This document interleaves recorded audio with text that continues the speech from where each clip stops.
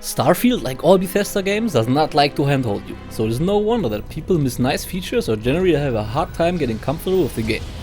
Here are some tips and tricks that we figured out along our playthrough, but also some mistakes you should avoid to make sure you are well prepared without spoiling anything. Enjoy! Don't make the mistake of hoarding regular food items. Their health to weight ratio is quite low. Eating food you found somewhere might give you 5 to 10 HP out of, for example, the 800 HP I had early on in the game. So until you unlock recipes to cook good food with a better HP gain and some stat bonuses, it's best to keep food items out of your inventory and make some space for medkits that properly heal you.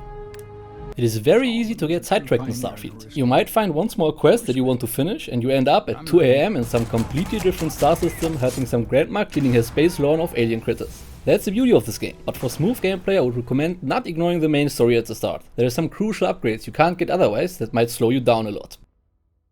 Digipicks are your best friends. Whenever you visit a vendor, make sure to buy all the ones they offer. You really can't have enough Digipicks. The amount of locked doors or containers is much higher than in Fallout or Elder Scrolls games. And for now, we don't know if a skeleton Digipick exists, so it's best to stock up on them whenever you can. Thanks for shopping at Jemison Mercantile. In Starfield's current state, in the Day 1 patch, Digipicks are wrongly counted as junk. So when you go to a vendor to clean up your inventory, make sure not to use the sell all junk function if you have Digipicks. You can give them to your companion before selling your stuff and then get them back afterwards. Watch out for contraband. When entering another system, ships of the governing faction will arrive to scan your ship for illegal contraband. It doesn't matter if the ship belongs to you or if you just stole it minutes ago from pirates. If they find contraband, you are to blame and will either be killed or sent to prison. To avoid that, you can buy a special compartment when customizing your ship to get an unlimited amount of hidden contraband storage. Now if you did forget that you have contraband with you and can't hide it, you can quickly dump it before being scanned with a jettison function. Or simply don't fly around with harvested organs in your backpack. The cargo hold of your ship is a crucial aspect of inventory management. The first thing you should do when coming from an exploration is dump all your heavy ores and materials in the hold. Both research and selling at vendors aren't limited to your own personal inventory, but can also access your cargo inventory. So it is always best to have the most crucial items on your person. Which brings us right to our next tip. Know your guns and know your ammo. You should bring guns for all situations. So get something for range, like a sniper or a rifle, something for up close, like a shotgun and a submachine gun, and then a pistol and a melee weapon, to conserve ammo. Melee weapons are also great for killing enemies silently. Now an interesting thing about ammo is they are not split by gun type, so it is entirely possible that both a sniper and a shotgun use the same type of ammo, but two submachine guns might use different ammo. Use this knowledge to not be surprised when your sniper suddenly only has one magazine left, even though you haven't even used it yet.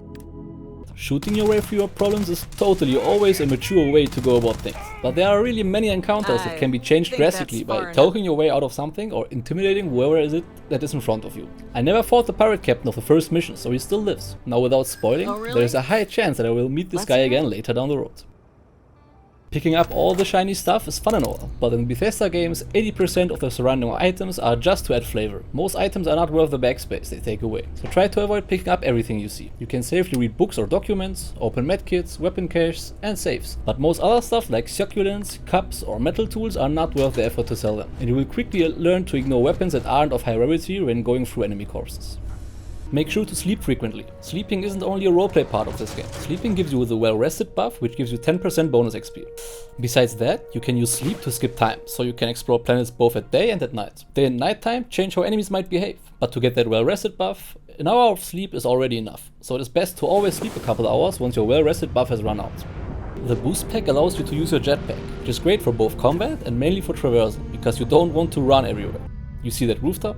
With low gravity, you can go there and enter the facility from the roof with a little boost.